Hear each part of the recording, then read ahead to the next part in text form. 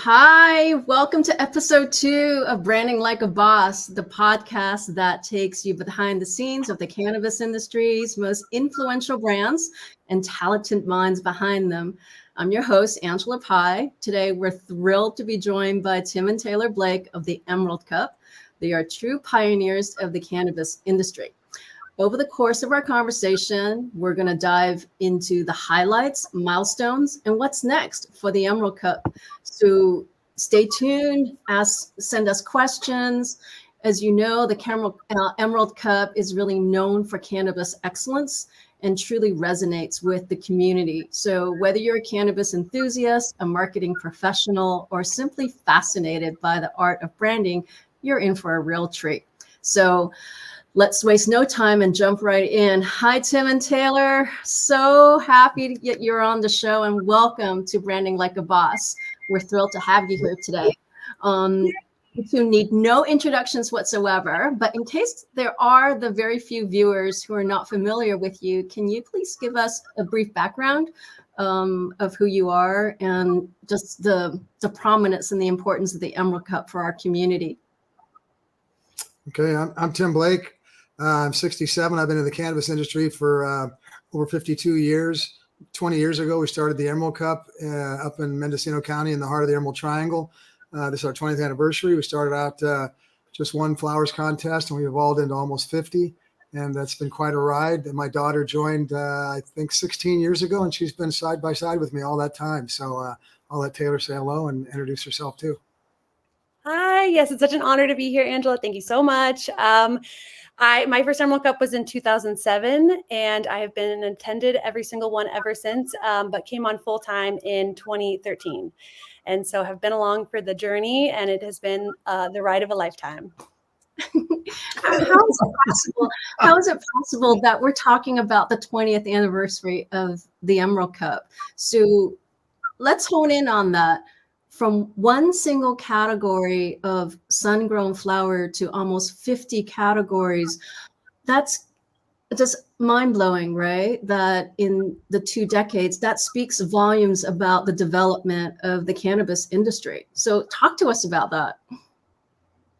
Well, all the way back then, there were no concentrates. It was just hash. There were no cartridges. I mean, you think back, people didn't know what terpenes were. Cannabinoid. I mean, everything was so new. And so it's just been quite a process to integrate that in over the years, slowly bring in each contest and have it come in. The second year we brought in concentrates or hash. We weren't even going to let that in because you can get 20 years in prison. But my friends staged an illegal hash contest within our contest. So that kind of popped in. And then we brought the cannabinoids and the CBD in, and it just evolved over the years. It was such a simple contest to run, which is now just 2 months. Taylor and Vicky just do an amazing job, and I can't even imagine trying to run that contest at this point with all the complexities. Taylor, yeah. I know that you've been working so closely in developing these categories and judges selection. Give us a little bit behind the scenes of that.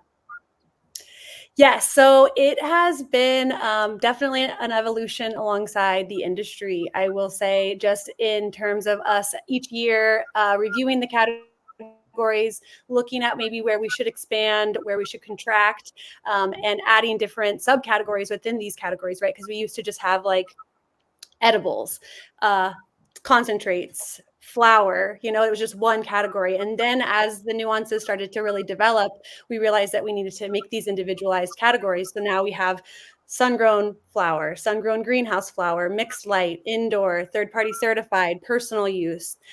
Those are just the flower categories, and then you go into concentrate, solventless rosin, personal use. It's been really important for us to maintain a personal use category along this journey because that's what the Emerald Cup started out as. So we have personal use categories for flower, we have them for solventless concentrates, and then we have them for topicals still. So you don't need a license to enter those categories. But it's always a very fun part of the development of the competition is the categories and then also the judges, picking the judges. We have a judges application in which everybody can apply to be an Emerald Cup judge each year. It is such a hard process. It is not something to envy because there's so many amazing people that apply. And so we always love to have a mix of new and familiar faces in the mix of the judges. And it was such an honor to have you as a judge this year. I hope that you had a really good time. Yeah. I And Bill did. and Jeff too. Yeah, the camaraderie that's built just within the judges community is just immense, right? Friendships for life. So, in terms of that judging process, I know it's pretty rigorous, and I'm not sure how much you can speak to that.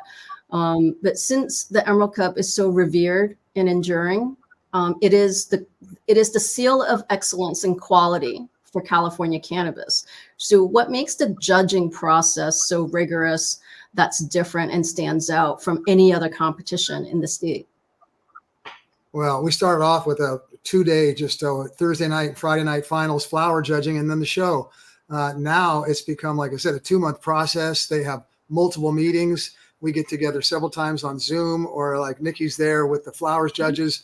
That goes on for weeks. They have several get-togethers in person, and then a finals 2-day judging together with all the flowers judges. So it's so rigorous. Anybody that's part of it gets to see the depth we go to ensure that the right people win and that it's a fair contest. So it's really mind-boggling to watch how much effort it takes. Taylor and Vicky, like I said, just do an amazing process with the whole thing, and Reba and all the rest of them are amazing too. Michaela, we just have such a great team that works so hard. I hear from growers and breeders that they get ready for the Emerald Cup Awards, 6-9 months ahead, so that they have their crops and their products ready to enter the Emerald Cup. How do you feel about the genetics, the breeding, and the cultivation practices that's gone into creating what's the best of the best within our state? You want to go, Taylor? I'll jump. I mean, it's been an amazing process to watch the genetics, because we were all, when we first started, it was just fuels and purples, and it was really simple, Sour D, OG, Chem Dogs, the names, just a few names. Over the years, coming in with the Skittles and the cookies and, the pineapple, you just see so many terpene profiles and so many cultivars and so much genetic development, Johnny Casali, up there, and Ridgeline with Lance. It's overwhelming for me to see the genetic evolution, that's come about, and to see how much it's hard to even keep up, and even keep aware of it. Yes, we definitely are in awe every year of the variety of entries and the caliber of the entries. It's something where you're always learning new things. As long as you're in cannabis, there's never a point where I feel like you know it all, because everything is changing at constant speeds. And so with the genetics, we added a Breeders' Cup a while back to actually highlight the breeding work that people do when they enter. So how the Breeders' Cup works is the highest placing flower in that category that the contestant also bred is awarded the Breeders' Cup. And so that's a really great award that we really look forward to giving to each year as well. Wow. I believe it was a couple of years ago where you categorized how each one of the categories and strains ought to be evaluated. Can you walk us through the categorization, the change that you put out there a couple of years ago? The terpene classification system? Absolutely. Do you want to answer that, Tim? We always who wants to go first? We looked at it like, I'm a Neanderthal. People were telling me for years, led by Alex Dixon and a bunch of them, that we should really start doing it the way Kevin Gilry did years ago with the cultivation, or the terp class, the name of the show he did, but he broke it into terpene profiles. And it was a beautiful thing. And I was still along the lines of, just mono y mono, everything against everything. But when you look at it, a Blue Dream can't compete against an OG.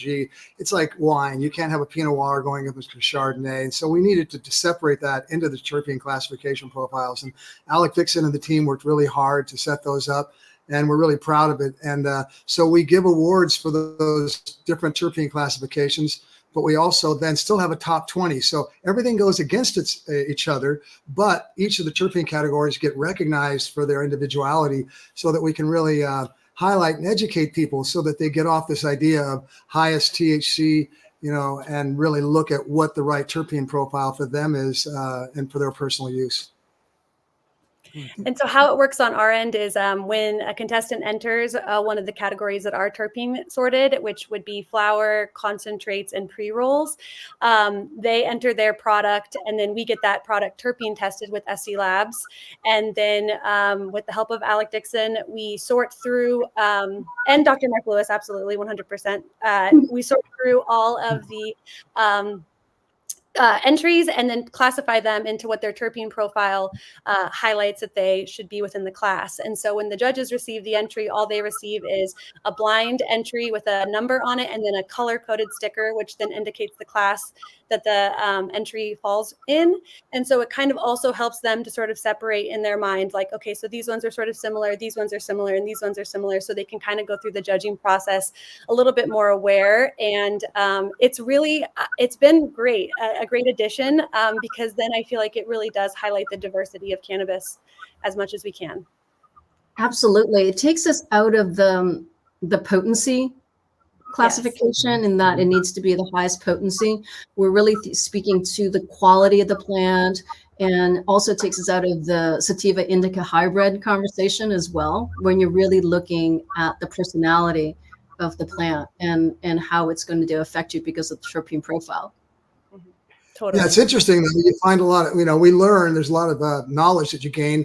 And what we found is, like, say with the jacks, that terpenoline style, it doesn't take much of a cultivar of the percentage to be in there to hold that flavor. And yet you can then get the high from an OG or something else. So what you do is you can breed something that's got mainly maybe gas or something, a dessert, a little bit of the terpenoline, but you'll still get the terpenoline taste. And so it's like it's merging. It's really interesting to see that coming in with the osmines and terpenolines, because people like that taste, but they want to have a little bit more of the high. So they're really these brilliant breeders are breeding these things together so that they can get that taste, but then get a little different high and whatnot. Because back in the day, the jacks, the terpenolines, and the osmines would be hard to sell because people would smell that and it didn't get them high enough. Some people like those lighter sativas or lighter highs, but most people didn't. But now you can smell that and you can still get a different high too. So it's an ever evolving process, and it's amazing to be part of. I feel like it's gone by me after all these years. The genetics just themselves have just like passed me so far. It's just I sit around with me and Gene and all the rest of them, and they're just brilliant. Well, just think about the amount of information and knowledge that's been collected over 20 years of testing and award submission, right? So you're seeing these trends of what cultivators are growing, what different brands are putting out there for consumers. Do you feel that consumers are leading preferences, or breeders and cultivators are leading the preferences? It's a good question. I mean, we have the majority of the entries that we've seen in the last few years of the Emerald Cup for flower, I would say, fall into this dessert category, which is like a beta caryophyllene dominant flower. And so I think that there is like a lot of desire for those strains from consumers, which is why we see such a dominance of that flower in those categories.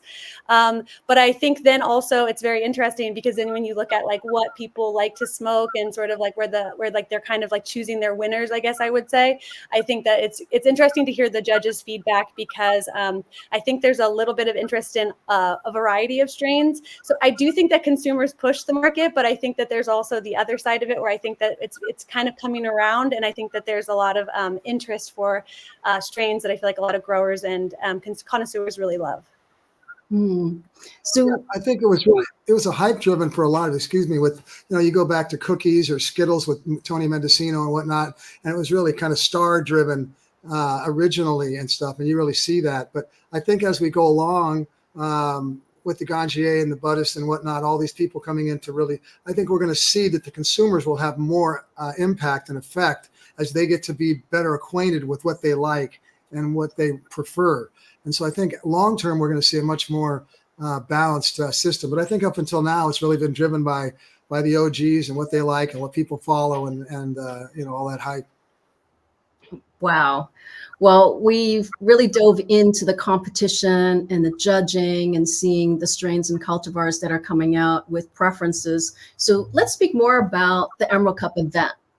This is the road to the 20th anniversary. Our viewers want to hear about what makes the Emerald Cup such an enduring community, and also why it's so loved. Well, I think going back, we started it. Like I've been in the business for 52 years, so other than just a few people, I've been there longer than anybody, and I've seen it all. So I come from the industry. I'm not from outside. I'm part of the culture of the Emerald Triangle, and we've always given everything back. We've never been about the money. We've given every dime back into the show. We've invited everybody in. We stand with everybody. People can see how integrity-based the contest is. So it's really about the culture and the community that we've honored and that we're part of. And we're just proud to just be a part of that community. So people know that we're real, and that when you come to the Emerald Cup, you're going to be welcomed into that community too. For years, people would tell us when they come from back east or something, they'd say, we get here and everybody is nice and kind, and they don't make us feel like outside. And we worked forever. I would tell all my workers, all the volunteers, look, everybody should feel welcome. Everybody should feel like we're all part of this community. When we first moved down to Santa Rosa, people were like, oh, you're moving another triangle. You've abandoned the community. And I said, no, we just enlarged it to include Santa Rosa. And then we enlarged it to include the rest of the state. And so really the cannabis community started with the Emerald Triangle and maybe California in terms of the OGs and stuff, but includes everybody across the whole West Coast, Oregon, Washington, all over the country. Look at what's happened. And so we're just happy to be a part of that. And people see that we were part of the originals and that we really care about people and we give it all back.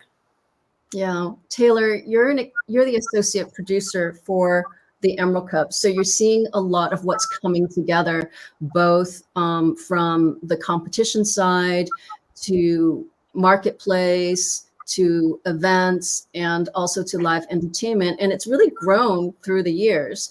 How has that become such a 48-hour event for everybody? Yeah, it is. It's truly remarkable, the evolution of the cup from where it started into where it is now. And to have witnessed that and been a part of it is really amazing. And for this year, it feels extremely special because we haven't had the award show and the consumer marketplace together since 2019. And so to bring that piece back and to be able to have that at this year's 20th anniversary Emerald Cup is really exciting.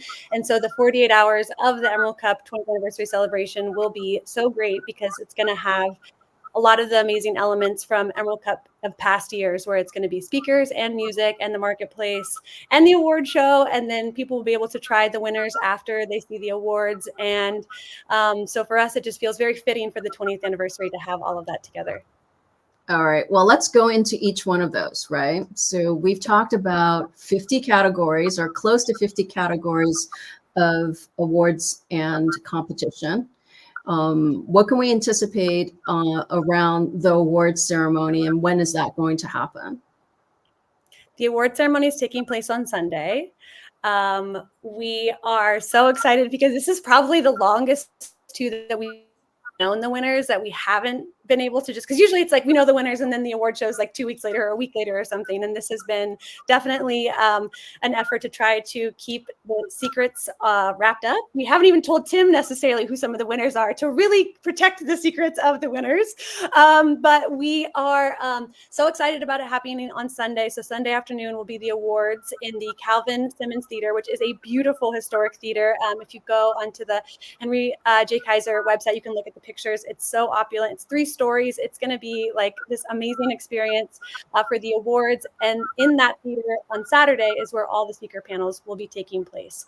So it'll be really nice to have access to that building both days, or space both days. Amazing. Now, what about the marketplace?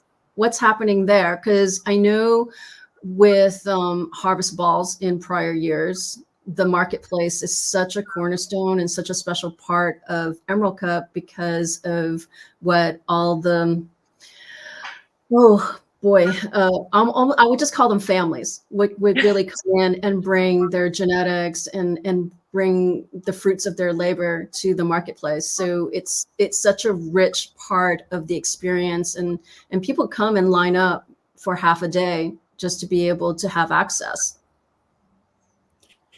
Yeah, well, they've historically always wanted to come in early to get the genetics. Go ahead, Taylor. No, you go. No, go. Ladies, go. All I was going to say is that we have the Puffco Pavilion, which we are so excited about as the marketplace, and it is going to be filled with Puffco, but also a bunch of other great vendors. And then I will pass it over to Tim to answer. I just wanted to shout out Puffco and the Puffco Pavilion. Yeah, we're just people come from the genetics historically. They get in early and they want to really get those genetics because it's been so critical. Because, like we said, people want to have the latest cultivars and whatnot. But we're really excited this year. We have twice as many indoor entries as we do outdoor. So part of the evolution of the contest is, as we've welcomed in the rest of the different competitions, indoors really taken off. And so we have some special people we're inviting in to represent the indoor. Kyle Cushman's coming up with a podcast, and we've got some people we're going to be announcing that are coming up to really hold down the indoor aspect of it, because people don't realize, but most of the cannabis grown in the Emerald Triangle in the 90s was all indoor. Once they came in with the Army and shut it all down, most of what we grew was indoor for about 10, 15 years. And I was very proud of that. We just had to, that wasn't legal to move forward with. But, we have quite a bit of people coming in for the marketplace, lots of good podcasts, and the winners will be there. And people just will have a really wonderful time seeing all the best flowers and the winners and all the brands. Yeah, I've seen, even for myself, just lines of people waiting for half an hour, full hour, just to be able to purchase their favorite concentrates or genetics or flower. I've been in one of those lines myself. And then there's also, jewelry, accessories, glassware, all of those, just all the accessories of what we really love about, being part of the cannabis community. Now, there are also really important highlights in terms of what I would call them, not necessarily as celebrities, but like real trailblazers that Emerald Cup has celebrated, of course, across the years. I know last weekend when I saw both of you, you were at the California State Fair. You presented such an honorable award for Pebbles. And who are some of the dignitaries you've presented awards to in the past at Emerald Cups? Well, we have a long list of Lifetime Achievement winners, starting with Pebbles, going back to Jack and Eddie. The old schoolers all came, Debbie Goldsberry, Valerie Carell, just some of the true OGs of our industry. And then we moved into a little bit more of the celebrity side with Woody Harrelson. We started with Willie. Willie Nelson came in and really set that tone when he asked us to change the award to name it the Willie Nelson Award. He didn't like the Lifetime Achievement Award. So we switched it to that for him. And we were honored to do that. And after Willie came in, then we brought Woody and we brought Tommy Chong in. This year we're going to do Keith Stroop. And he's 80, Normal's 50, and we're 20. So it's really, we couldn't think of anybody better to honor than the gentleman that started Normal and has really run it all these years, 50 years. And so we're really pleased and tickled to have Keith come in.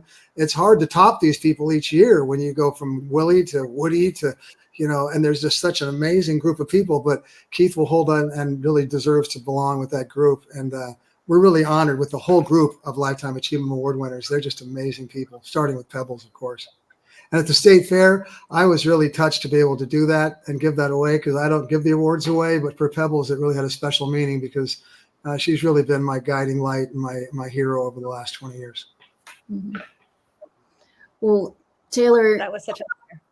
Yeah, on that point, there aren't that many opportunities within our industry where we are truly honoring those who have been at the forefront and furthering our industry and our community, right? And I know you feel really heartfelt about that. So let's hear, I'd love to get your take. Yeah, I think that these honorary awards are so important, and the work that's done ahead of us, I feel like, is so foundational to where we are right now. And so individuals like Pebbles, individuals like Valerie Corral, Martin Lee, all that, like going back to like just the old school Emerald Cups and the people that we've honored for the Lifetime Achievement Award, to this year, the other honorary awards we are presenting we're highlighting Amsterdam, we're highlighting Reggie Harris, we're highlighting Dan Rush. we're highlighting Sam the Skunk Man for Breeders' Hall of Fame, as well as Keith. And so we really try each year to grab a selection of people in the industry who are doing great work and really honor them, because I think that that is such an important piece of the Emerald Cup history and will continue to always be in the future. Absolutely. You know, we got Reggie Harris. We have him coming in on the, I think, in the Visionary Award. We gave Dave Hodges that last year. And I just want to bring up, I've been a psychedelic guy my whole life, plant medicines, and I see it happening right behind cannabis. And we want to honor that. The DCC has really held us down with that, or else we would bring psychedelics right alongside the Emerald Cup and bring it right on in. But we really want to acknowledge that, the work that Dave Hodges has done, Reggie Harris, and all the rest of the people, leading this, Rick Doblin on the psychedelic charge. Yeah, because I think about the familiar faces of the cannabis industry who are on social media, they're creating content, they're out there on panels, and those aren't necessarily your honorees who have been, such a fabric of cannabis history and enabled us to be where we are today, where we are a regulated market. Mm-hmm. Yeah. Yeah. Absolutely. Well, there's a lot of people you can honor. We've come up with these different awards, not to come up with just awards, but to keep honoring people. There are people like Wayne Justman, who was with Dennis Perone all those years, and we haven't been able to get him honored, or Elvie, who was the first medical patient. And there's so many that we really would still like to honor and bring in. And it's just, we're going as fast as we can to try to really to highlight these wonderful people that have been in our community all these years. We're so lucky that we have this opportunity to be able to honor those who've done so much for the cannabis plant and for us to have safe access. There's also the conversations, I think sometimes we don't necessarily talk about the Emerald Cup and all the panel conversations and the big topics that we're able to highlight and bring true subject matter experts to the panel. What are the panels that's going to be going on, and what are some of those conversations being planned in a couple of weeks? I have the list right here. Actually, I can just read them off. We've got new faces of cannabis content creators. What's that? What's that?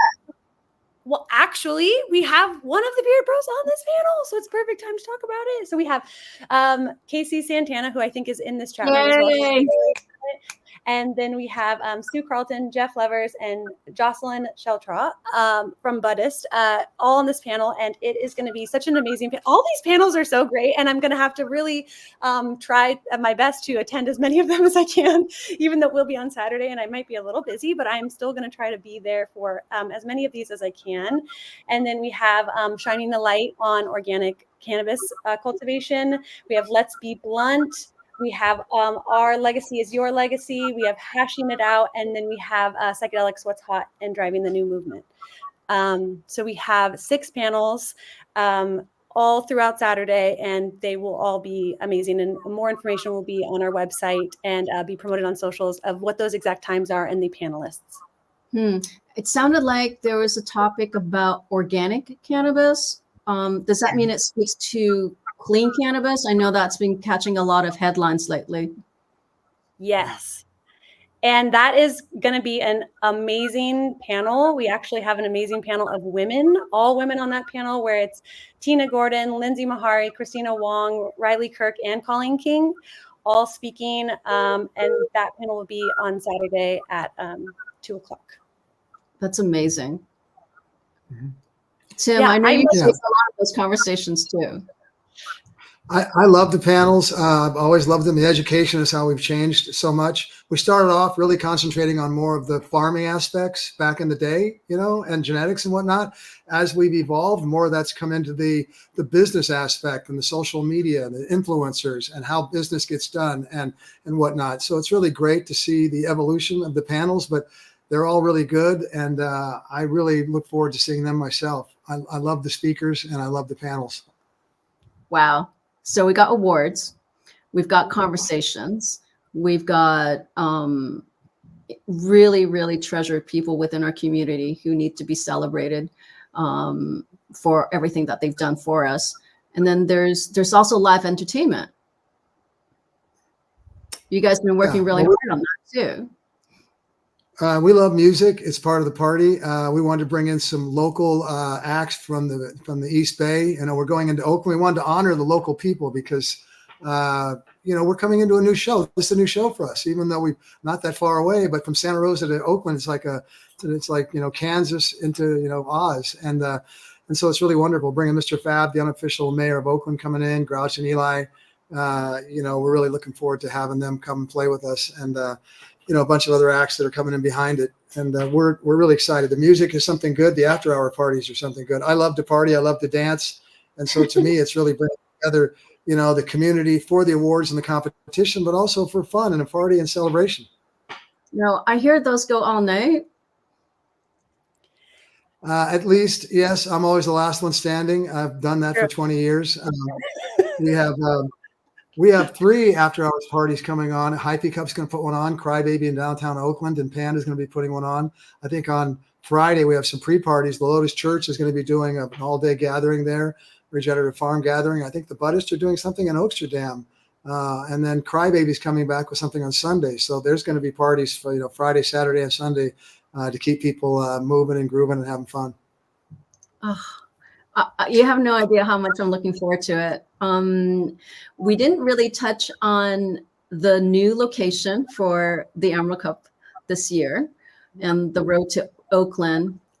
So I love to hear you speak about why Oakland and how special is this venue at the Kaiser? I'll jump into that. We were one public hearing away from getting approved to go to Long Beach in the Queen Mary a number of years ago before COVID. We thought that the best place for our competition competitors and for our brands was to be on the largest stage in the largest market in the world in LA, but that didn't work out. We did 1 year down there with Woody at the Multibond, but we came back up and we went to the Craneway.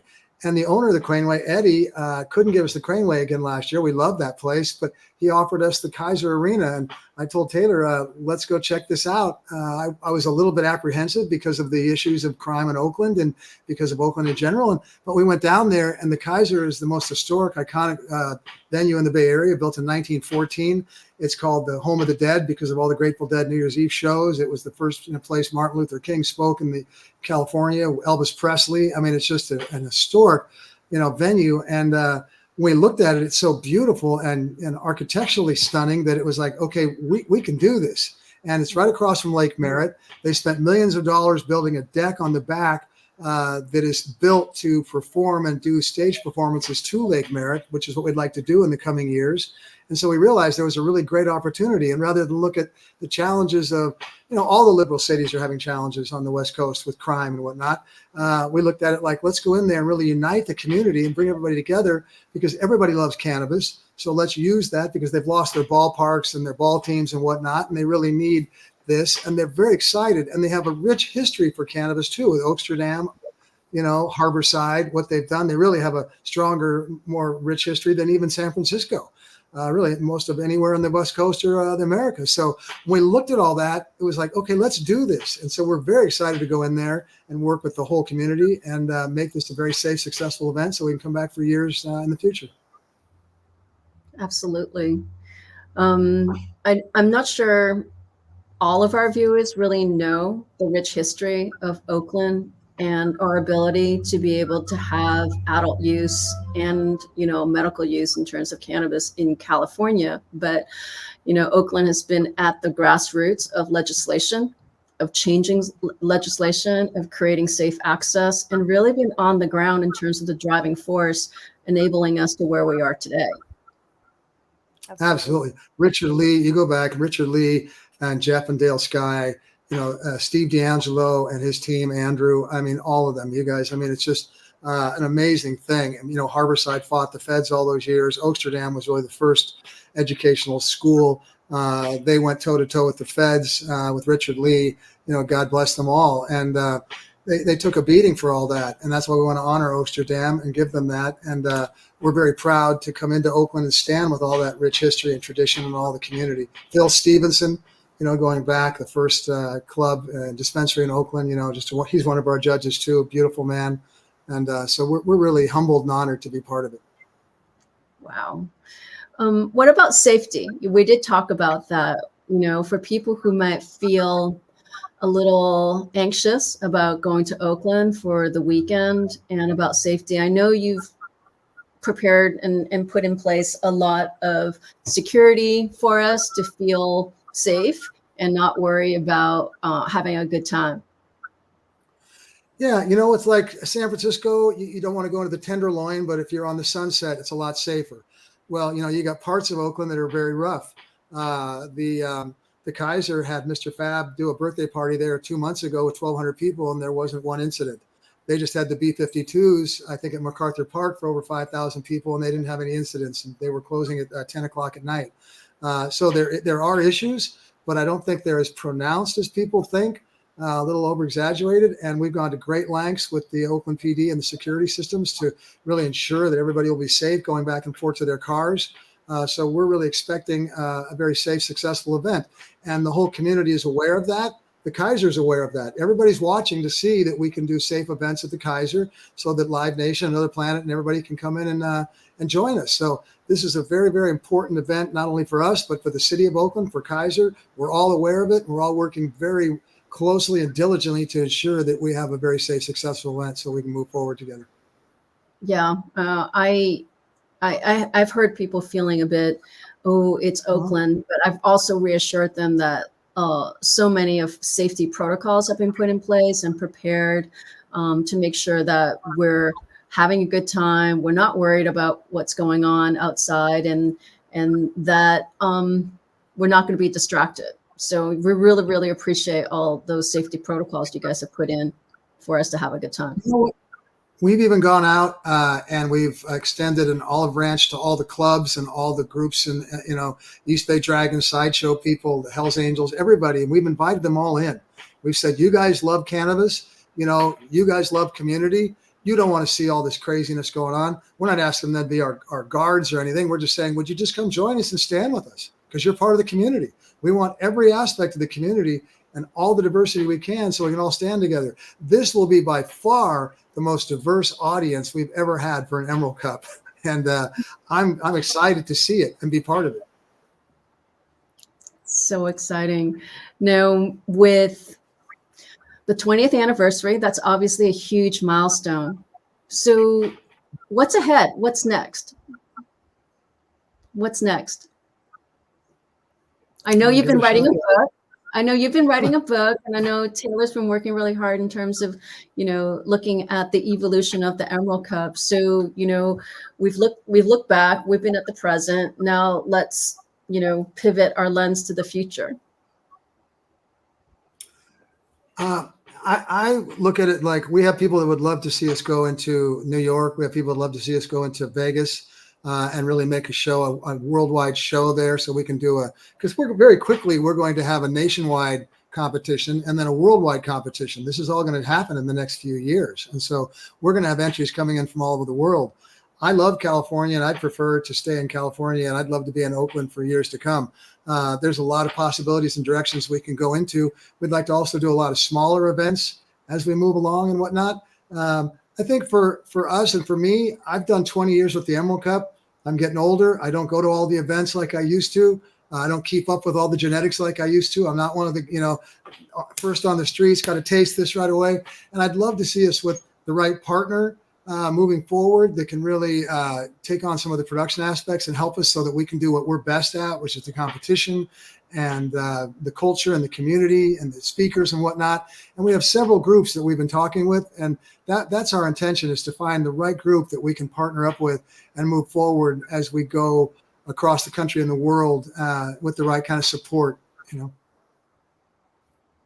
And the only thing I would add to that too is this thing that we've been talking about for many years and are really excited about, and you're super familiar with, Angela, is this almanac project that we've been tinkering with and working on and really trying to make come to light, which is a culmination of the data of the past 20 years of all the entries and the winners and those lists and photos and all of that into one piece of either book, something on a website, something. We've been really excited about bringing that to light. And so that's definitely in future projects, top of my mind. I've been talking about that for years with you too, Angela. We know we had Darius Anderson, who had Sonoma Labs, who came and wanted to put millions into building that, like along the lines of the Wine Spectator. And we called it the Almanac, the Conservatory, the Wine Spectator, all these different names. But at the end of the day, there's all this information, like Taylor said, that we find, like a couple of years ago, we realized that there was so much flower coming in that so much of it started going into live resin, live rosin, into the edibles. And I'm not an edibles guy, but I started doing those live rosin edibles and I loved them. I mean, I became a true believer, and it changed my whole interaction with edibles, because instead of doing some old flower that was CBN dominant and putting me to sleep, I was jumping up and wanting to go. But this is the stuff you find from all the judging and from the contest and everything. And there's so many pieces like that we'd like to get out there over the last 20 years. And we still secretly hope that you're the one that helps us build that and put that all together, because you're so dynamic and you're so brilliant. Oh, thanks. Well, I love to be able to see the Emerald Cup be available and be enjoyed in different parts of the U.S. I know that you were at a few events on the East Coast earlier part of the year, and there was a lot of interest for taking the Emerald Cup across the country.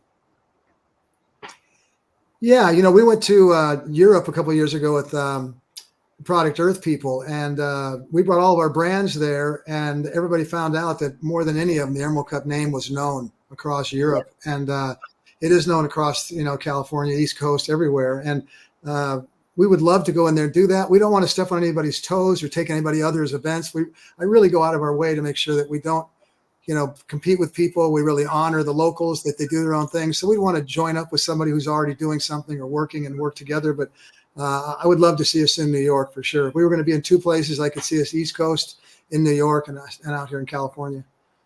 Although Europe sounds pretty good too. There's a lot of people who'd love us to go to Europe.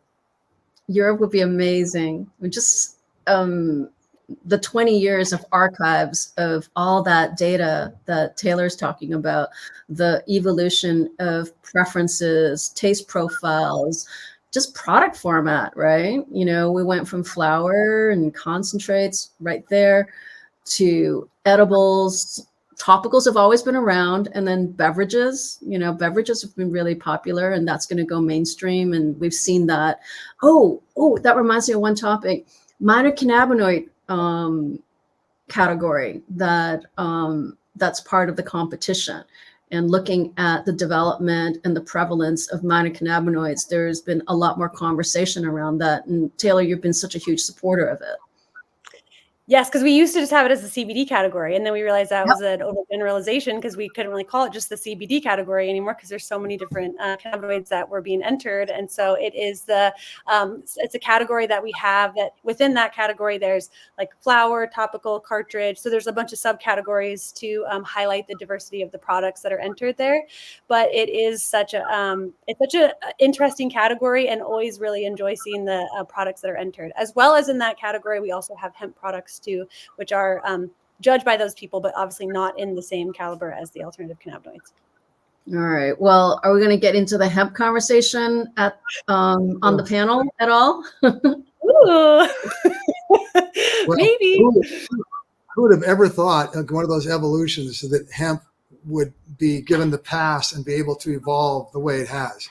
And I don't blame any of the companies that are jumping in and doing the hemp around the country. Everybody's got to do what they got to do. But it's amazing to see. The only thing I would like to see is that I'd like to see it tested. I would like to see more standards in place, so that, like the rest of the industry, that they hold up to the standards that we do. Because we've seen with testing that we really do need to guide people and educate them, because people aren't always best practices. Yeah, absolutely. Safe access always, right? Mm-hmm. Yeah, it's a medicine. Yeah. Well, as we're about to wrap up, what are the final thoughts that you might have for us around the Emerald Cup and what we can anticipate on the 17th and 18th? I have one quick question, which would be, if it's possible, Angela, I would love it if you could show the battery that you showed us before this call. Oh, battery, yeah. Something I'm excited about, actually, acquiring one of these amazing commemorative 20th anniversary batteries from C-Cell. That looks so beautiful. Yeah. So excited about these. Thank you so much for making them. So we created 300 of these commemorative 20th anniversary Emerald Cup batteries. So these are the same batteries that the Emerald Cup judges in the vape category evaluated all the vape submissions this year in the 510 carts. So these are going to be made available. You can pick them up at the marketplace over the weekend. And they're going to be super affordable. Like, we just want everybody who are going to be the first 300 to have them. I'm going to keep one, so maybe there's $299 available for 299 units available for sale, because this one's probably Angela Pih's. I'm so excited. We love you so much. So happy that you both came on the show. And I know you've got a million things that you need to wrap up in the next couple of weeks in order for us to really enjoy and have a great time at that 48-hour party in Oakland. So much love to you both. Yeah, that's a great battery. Our judges loved it. You know, it really makes a difference having a strong quality battery. Oh, so happy. Yeah. Thank you so much for this interview today, Angela. It was always such a joy to talk to you. And we really look forward to seeing you in 2 short weeks, which is mind-blowing. Thank you so much. Yeah, thanks to Bill and Jeff for having us, and you for being a gracious host. And we're proud to be part of it. Love the Beard Brothers. All right, everybody. Thank you again for tuning in to episode 2 of Branding Like a Boss, and see you all in Oakland in a couple of weeks' time. Get your tickets. There's a ticker at the bottom, www.theemeraldcup.com. Get your tickets, because they're running out, and we all want to have a great time. Thank you. Looking forward to it. Take care. Bye.